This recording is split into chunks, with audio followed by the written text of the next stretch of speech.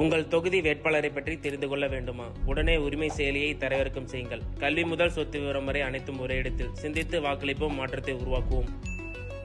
வில்லிவாக்கம் பகுதியினுடைய நம்முடைய வெற்றி வேட்பாளர் அருமை அண்ணன் அனைத்தந்தி அண்ணா திராவிட முன்னேற்ற கழகம் சார்பாக போட்டியிடக்கூடிய அருமை அண்ணன் எஸ் ஆர் விஜயகுமார் அவர்களே, அதேபோல நம்முடைய எக்மோர் தொகுதியினுடைய வெற்றி வேட்பாளர் அனைத்தந்தி அண்ணா திராவிட முன்னேற்ற கழகம் சார்பாக போட்டியிடக்கூடிய அன்பு தம்பி அபிஷேக் ரங்கசாமி அவர்களே, நம்முடைய மாவட்டத்தினுடைய தலைவர் அக்கா லதா அவர்களே, பத்திரிகை நண்பர்களே, பொதுமக்களே, எல்லோருக்கும் எங்களுடைய வணக்கத்தை தெரிவித்துக் கொள்கின்றோம்.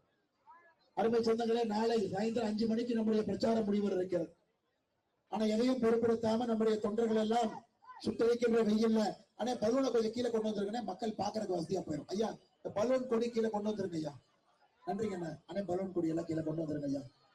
நம்முடைய தொண்டர்கள் எல்லாம் சுட்டரிக்கின்ற வெயிலை பொருட்படுத்தாமல் இங்கே நின்று கொண்டிருக்கின்றேன். அருமை சொந்தங்களே, தமிழகத்துல எல்லா இடத்திலும் கூட குமரிமுனையிலிருந்து விழுப்புரம் வரை, உதகமண்டலத்திலிருந்து சென்னை வரை எல்லா இடத்திலும் நாம் கேட்கக்கூடிய ஒரே ஒரு குரல், திராவிட முன்னேற்ற கழகத்தினுடைய ஆட்சி ஆண்டது போதும் மக்கள் மாட்டது போதும். 5 ஆண்டு காலமாக இந்த நாள் வேண்டும் வேண்டும் என்று காத்திருந்தோம். தேர்தலில் ஜனநாயகம் மூலமாக திராவிட முன்னேற்ற கழகத்தினுடைய ஆட்சியிலிருந்து அகற்ற வேண்டும். அனைத்து இந்திய அண்ணா திராவிட முன்னேற்ற கழகம் தலைமையிலான தேசிய ஜனநாயக கூட்டணி திரும்ப வரணும். பெண்களுக்கு, குழந்தைகளுக்கு எதிராக நடக்கக்கூடிய பாலியல் வன்கொடுமையை கட்டுக்குள் கொண்டு வர வேண்டும். சென்னையை பொறுத்தவரை தமிழகத்தினுடைய ஒரு அற்புதமான ஒரு தலைநகரம் என்று கஞ்சா அதிகமாக புழங்கக்கூடிய பகுதியாக மாறி இருக்கிறது. இந்தியாவில 10 லட்சம் பேர் அதிகமாக வசிக்கக்கூடிய நகரங்கள் 40 இருக்கு. 40 சுத்தத்தின் அடிப்படையில் கடைசி நகரமாக மதுரையும், 38வது நகரமாக சென்னையும் கூட குப்பை நகரமாக மாற்றி வைத்திருக்கின்றார்கள். மாநகராட்சியினுடைய வேலை உங்களுக்கு தெரியும், சென்னையினுடைய மேயருடைய வெளிப்பாடு தெரியும், சென்னையில் இருக்கக்கூடிய திராவிட முன்னேற்றங்களுடைய அமைச்சர்களை பத்தி எல்லாம் உங்களுக்கு தெரியும். யாருமே மக்களுக்கு எதுவும் வேலை செய்யாம ஒரு காலி இடம் சென்னையில் இருந்தா கூட அதை பட்டா போட்டு ஜி ஸ்கொயருக்கு விற்பதில் மட்டும்தான் முனைப்பு காட்டுகின்றார்கள். இங்க இருக்கக்கூடிய மக்களுக்கோ மாநகராட்சியில அடிப்படை விஷயங்களை சரி செய்வதற்கோ திராவிட முன்னேற்ற கழகத்தினுடைய ஆட்சி 5 ஆண்டு காலமாக எந்த பணியும் செய்யவில்லை என்பது தாய்மார்களே உங்களுக்கு தெரியும். 511 தேர்தல் வாக்குறுதி கொடுத்து ஆட்சிக்கு வந்தாங்க 2021. அதுல முழுமையாக 70 வாக்குறுதி கூட நிறைவேற்றாம எனக்கு ஆட்சியை கழித்து வெளியே சென்று கொண்டிருக்கின்றார்கள். அது இல்லாம அவ்வளவு போய் பேசுறதெல்லாம் தாண்டி 2026 தேர்தலுக்கு மறுபடியும் 505 தேர்தல் வாக்குறுதியை திராவிட முன்னேற்ற கழகம் கொடுத்திருக்கின்றார். நாங்க ஆட்சிக்கு வந்தா மாசக்கணக்கில் மாற்றங்கள் சொன்னாங்க.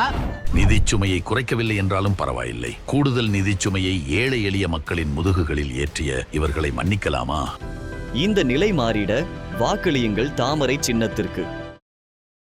அருமை சொந்தங்களே, நம்முடைய வில்லிவாக்கத்தினுடைய வெற்றி வேட்பாளர் உங்களுடைய அன்பையெல்லாம் பெற்றிருக்கக்கூடிய அனைத்து இந்திய அண்ணா திராவிட முன்னேற்ற கழகத்தினுடைய இரட்டை இலை சின்னத்தில் இருக்கக்கூடிய அன்பு சகோதரர் விஜயகுமார் அவர்கள் இதற்கு முன்பு 2014 19 வரை இதே பகுதியினுடைய மக்களவை உறுப்பினராக இருந்த ஒரு மனிதர், ஏழைகளுக்கெல்லாம் குரல் கொடுக்கக்கூடிய ஒரு மனிதர், கூப்பிட்ட குரலுக்கு ஓடோடி வரக்கூடிய ஒரு மனிதர். கடந்த முறை இதே வில்லிவாக்கத்தினுடைய திராவிட முன்னேற்ற கழகத்தினுடைய உறுப்பினராக யார் இருந்தார்? பேராசிரியர் அன்பழகன் ஐயாவுடைய பேரன் வெற்றியழகன் இங்க இருந்தார். யாராவது தேர்தலுக்கு பிறகு திமுக எம்எல்ஏ பாத்தீங்களா? யாருமே பார்க்கல. ஒரே ஒரு தகுதி அன்பழகன் ஐயாவுடைய பேரன் என்பது மட்டும்தான் ஒரே ஒரு தகுதி.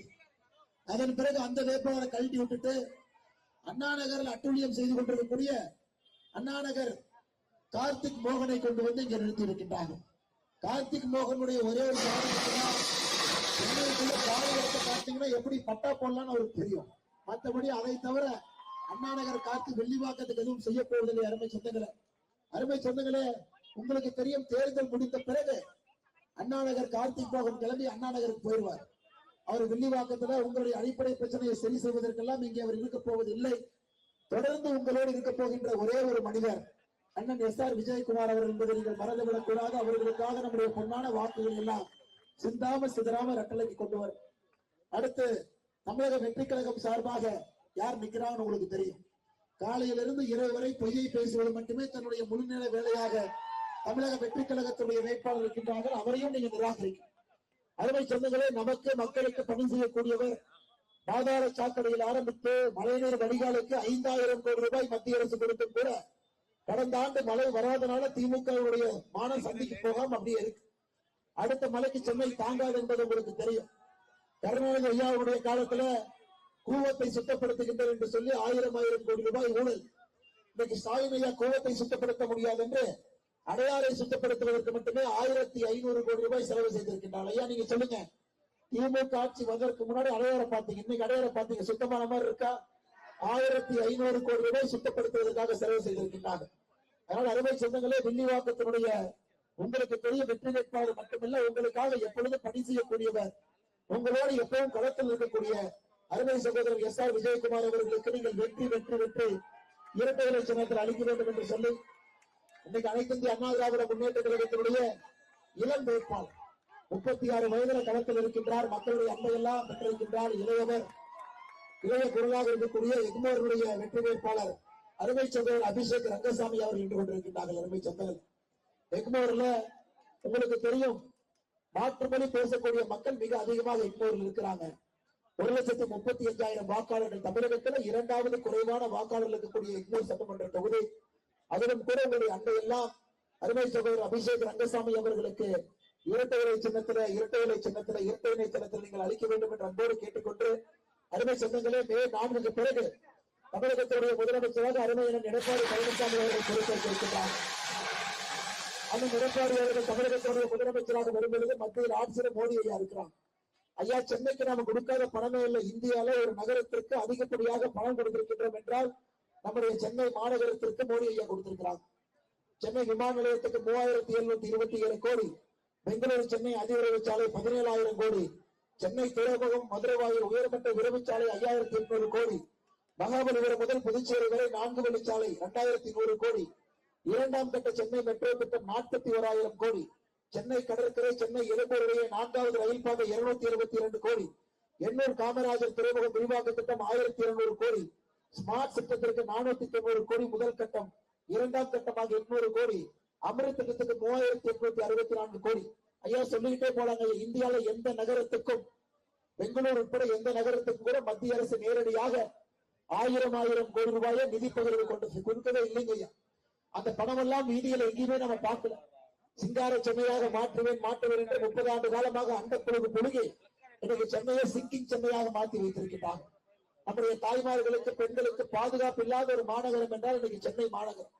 குழந்தைகளுக்கு பாதுகாப்பு இல்ல, மகளிருக்கு பாதுகாப்பு இல்ல, தாய்மார்களுக்கு பாதுகாப்பு இல்ல, முதியோர்களுக்கு பாதுகாப்பு இல்லை. 5 ஆண்டு காலம் திராவிட முன்னேற்ற கழகத்தினுடைய ஆட்சியில படுகொலைகள் மட்டுமே தமிழகத்தில் 8008 படுகொலைகள். 5 ஆண்டு காலம் திராவிட முன்னேற்ற கழகத்தினுடைய ஆட்சியில கற்பழிப்பு வழக்குகள் மட்டுமே 2080. 18 வயசு கீழே இருக்கக்கூடிய குழந்தைகள் போக்சோ சட்டம் 39,900. அருமை சொந்தங்களே, எல்லாம் ஒரு இடமே யோசிச்சு பாருங்க. சட்டமன்ற புரட்சி தலைவி அம்மா செல்வி ஜெயலலிதா அவர்கள் இருக்கும்போது எப்படி கண்ணாக சட்டம் ஒழுங்கு இருந்தது என்பதையும் நினைவு கொண்டு பாருங்க. இந்த முறை சட்டம் ஒழுங்கு கையில் வைத்திருக்க கூடாது. திராவிட முன்னேற்ற கழகத்தை நீங்கள் ஆட்சி கட்டலிருந்து அகற்ற வேண்டும் என்று சொல்லி, அதே நேரத்தில் தாய்மார்களே, பாராளுமன்றத்தில் உங்களுக்கு குரல் கொடுக்க வேண்டும், உங்களுடைய குரல் கேட்க வேண்டும் என்பதற்காக அரசியலமைப்பு சட்டம் 131வது திருத்த சட்டத்தை கொண்டு வந்து உங்களுக்கு 33% இடஒதுக்கீடு பாராளுமன்றத்திலே சட்டமன்றத்திலே கொடுக்க வேண்டும் என்று மோடி அவர்கள் விரும்பியும் கூட அந்த மசோதாவை பாராளுமன்றத்தில் திராவிட முன்னேற்ற கழகமும் காங்கிரசும் தோற்கடித்திருக்கின்றார்கள் என்பது உங்களுக்கு தெரியும். சகோதர சகோதரிகளே, அவங்களை பொறுத்த வரைக்கும் எம்பினா யாரு வரணும்னா கனிமொழி அக்கா வரணும், குடும்பத்திலிருந்து தமிழச்சி தங்கப்பாண்டியன் வரணும். நம்மை போன்ற சாதாரண பெண்கள் வரக்கூடாது, குடிசையிலிருந்து பெண்கள் வரக்கூடாது, சாதாரண நடுத்தர குடும்பத்திலிருந்து எம்பியா வரக்கூடாது. அவங்க குடும்பத்தில் இருக்கக்கூடிய பெண்கள் வர வேண்டும் என்கின்ற ஒற்றை கருத்துக்காக திராவிட முன்னேற்ற கழகமும் காங்கிரசும் இந்த மசோதாவை தோற்கடித்திருக்கின்றார். அருமை சொந்தங்களே, நீங்கள் வாக்களிக்க செல்லும் பொழுது ஏப்ரல் 23ஆம் தேதி இந்த மனசில் நல்லா வச்சுக்கங்க, மறந்து விடாதீர்கள். உங்களுடைய வாக்கு என்பது மாற்றத்திற்கான வாக்கு மட்டுமல்ல. உங்களுடைய குரல் சட்டமன்றத்தில் பாராளுமன்றத்தில் கேட்கக்கூடாது என்று நினைத்த திராவிட முன்னேற்ற கழகத்துக்கு எதிராக உங்களுடைய வாக்குகள் இருக்க வேண்டும் என்று அன்போடு இந்த நேரத்தில் கேட்டுக்கொள்கிறேன். அருமை சொந்தங்களே, திமுக காரங்க எப்படி தைரியமா உங்களிடம் வாக்கு கேட்க வருகின்றார்கள் என்று எனக்கு தெரியவில்லை. சொன்ன தேர்தல் வாக்குறுதி, கேஸ் சிலிண்டருக்கு 100 ரூபாய் மானியம் இல்ல, டீசலுக்கு 4 ரூபாய் கொடுப்ப இல்ல, குழந்தைகளுக்கு பள்ளிக்கு செல்வோருக்கு டேப்லெட் கொடுப்ப இல்ல, தாலிக்கு தங்க திட்டத்தை நிறுத்தி இருக்கின்றார்கள். உதயநிதி ஸ்டாலின் தேர்தலுக்கு முன்பு நகையை கொண்டு அடமான வைங்க மகளிர்ல 46 லட்சம் பேர் நகையை கொண்டு அடமானம் வச்சீங்க, 13 லட்சம் பேர் தான் வெளியே வந்திருக்கிறாங்க. இன்னும் 35 லட்சம் பேருடைய நகை அடமானத்தோட இருக்கு. நீட் தேர்வை ஒழிப்போம், எத்தனை விஷயத்தை சொல்லிக்கிட்டே போறாங்க ஐயா. எத்தனையும் தேர்தல் வாக்குறுதியாக கொடுத்து எதையுமே நிறைவேற்றாம 5 ஆண்டு காலத்தை கடந்து விட்டு இன்று மறுபடியும் உங்கள் முன் கொண்டிருக்கிறாங்க. அருமை சொந்தங்களே, தமிழ்நாடு முழுவதும் பிரச்சாரம் செய்வது யார்? முதலமைச்சர் ஐயா மு.க. ஸ்டாலின், அவருடைய சகோதரி கனிமொழி, மகன் உதயநிதி, 3 பேர் தான் தமிழ்நாடு ஃபுல்லா போய் மைக் எடுத்து பிரச்சாரம் பண்றான். ஆனா வெள்ளிவாக்கத்துக்கு மட்டும் விதிவிலக்காக சூப்பர் சிஎமாக இருக்கக்கூடிய மருமகன் சபரீசன் வெள்ளிவாக்கத்துக்குள்ள வந்திருக்கிறார். வெளிவாக்கத்தில் அவர் போய் பிரச்சாரம் பண்றார். ஐயா, இதுல இருந்தே புரிந்து கொள்ள வேண்டும். அண்ணா நகர் கார்த்திகை பொறுத்தவரை ஒரு தொகுதி வேணும். தொகுதிக்காக வெள்ளிவாக்கத்துக்கு வந்திருக்காரு. கூட இத்தனை காலமாக கூட்டுக்கொள்ளை அடித்தாங்க. ஆடிட்டரோட சேர்ந்து அண்ணா நகர் கார்த்திக்கு, ஆடிட்டர், மருமகன் இவரெல்லாம் சேர்ந்துதான் 5 ஆண்டு காலமாக கூட்டுக்கொள்ளை அடித்தார். இன்னைக்கு மருமகனையும் கூட்டிட்டு வந்திருக்கிறாங்க. எந்த காலத்திலும் கூட இவர்களை நீங்கள் நம்பக்கூடாது, இவர்களுக்கு உங்களுடைய வாக்கை கொடுக்க கூடாது என்று சொல்லி மறுபடியும் சுட்டரிக்கின்ற வெயில்ல மிக பொறுமையாக நின்று கொண்டிருக்கின்றீர்கள். அதற்காக நன்றி கலந்த வாழ்த்துக்களை, வணக்கங்களை தெரிவித்துக் கொண்டு, அருமை சொந்தங்களே, காலை 7 மணியிலிருந்து மயிலாப்பூரிலிருந்து வந்து கொண்டே இருக்கின்றோம். கொஞ்சம் தாமதமாக இருக்குது. அதற்காக என்னுடைய வருத்தத்தையும் மன்னிப்பையும் உங்களுக்கு கேட்டுக்கொண்டு, 2 வெற்றி வேட்பாளர்கள் அண்ணன் எஸ்.ஆர். விஜயகுமார் அவர்களுக்கு, 2 வெற்றி வேட்பாளர் அண்ணன் எஸ்.ஆர். விஜயகுமார் அவர்களுக்கு இரட்டை இலை சின்னம் வில்லிவாக்கத்துல, அதே போல இக்போர்ல அபிஷேக் ரங்கசாமி அவர்களுக்கு அற்புதமான வெற்றி வேட்பாளருக்கு இரட்டை இலை சின்னத்துல நீங்கள் வாய்ப்பு கொடுத்து இருவரும் கூட வெற்றியாளராக மாற்ற வேண்டும். ஒரு ஆட்சி மாற்றம் மே 4ஆம் தேதி அண்ணன் எடப்பாடி பழனிசாமி அவர்கள் நம்முடைய முதலமைச்சராக வரணும். மோடி ஐயா மேல இருக்காங்க. தேவையான நிதியை நாங்கள் கொண்டு வருகின்றோம். இழந்த பெருமையை தமிழகம் மீட்டெடுக்க வேண்டும் என்று எல்லோருக்கும் சொல்லி, எல்லா நண்பர்களுக்கும் நன்றி தெரிவித்தேன். அதுக்கு சொன்னீங்களே, நாளைக்கு சாயந்தரம் 5 மணிக்கு பிரச்சாரம் முடித்தாலும் கூட நாளானைக்கு வரைக்கும் நீங்க ஆக்டிவா இருக்கணும். நம்முடைய தொண்டர்கள்லாம் திராவிட முன்னேற்ற கழகத்தினுடைய கடைசி நேர ஏமாற்று வேலைக்கு மக்கள் ஏமாந்து விடக்கூடாது. உன்னிப்பாக நீங்கள் கவனித்து 23ஆம் தேதி வாக்குச்சாவடியில வாக்கு செலுத்தி வாக்கு பெட்டி செல்லும் வரை நம்முடைய தொண்டர்களுக்கு கடமை இருக்கிறது. எல்லோரும் மிகச் சிறப்பாக பணி செய்ய வேண்டும் என்று சொல்லி, நம்முடைய பாரதிய ஜனதா கட்சியுடைய அருமை தொண்டர்களே, என்னுடைய ஊனோடு நரம்போடு இதயத்தோடு கலந்திருக்கக்கூடிய அருமை சொந்தங்களை நாம் புரிந்து கொள்ள வேண்டும். நம்முடைய கட்சி நின்றாலும் கூட அதை விட கூட்டணி கட்சிக்கு நம் உயிரை கொடுத்து வேலை பார்க்க வேண்டும். அது கூட்டணியுடைய தர்மம். அது பாரதிய ஜனதா கட்சி எப்பொழுதும் அதை செய்யும். அருமை சொந்தங்களே, நம்முடைய ஒரு வாக்கம் கூட சிந்தாம செதறாம வெள்ளிவாக்கத்துல அதை சரியான முறையில கொண்டு வந்து கட்டளைக்கு நீங்க சேர்த்திடணும். அண்ணன் எஸ்.ஆர். விஜயகுமார் அவர்களுக்கு இந்த வாய்ப்பை கொடுக்கணும். ஒரு எளிய மனிதரை கொடுக்கணும். பாராளுமன்ற உறுப்பினராக எவ்வளவு சிறப்பாக பணியாற்றான்னு உங்களுக்கு தெரியும். அதை மறந்து விடாதீர்கள். அதே போல இக்போர்ல இளைஞருக்கு 36 வயது இருக்கக்கூடிய இளைஞர் இன்னைக்கு இந்தியாவே பாத்தீங்கன்னா 36 வயசுதான் சராசரியான வயதே. அந்த வயதில் ஒருத்தர் சரியான நம்முடைய குரலாக வந்திருக்கின்றார். அவருக்கும் இக்போர்ல நீங்கள் வாய்ப்பு கொடுக்க வேண்டும் என்று அன்போடு சொல்லி, வந்திருக்கூடிய எல்லா சொந்தங்களுக்கும் என்னுடைய வாழ்த்துக்களை, வணக்கங்களை தெரிவித்து, அடுத்த 2 நாட்களுக்கு கூட கடுமையாக நீங்கள் பணி செய்ய வேண்டும் என்று சொல்லி, அருமை சொந்தங்களே, மறந்து விருந்து விடாதீர்கள். நம்முடைய வெற்றியை உறுதி செய்ய வேண்டும் என்று சொல்லி உரையை முடித்துக் கொள்கின்றேன். நன்றி, வணக்கம். பாரத் மாதா கி.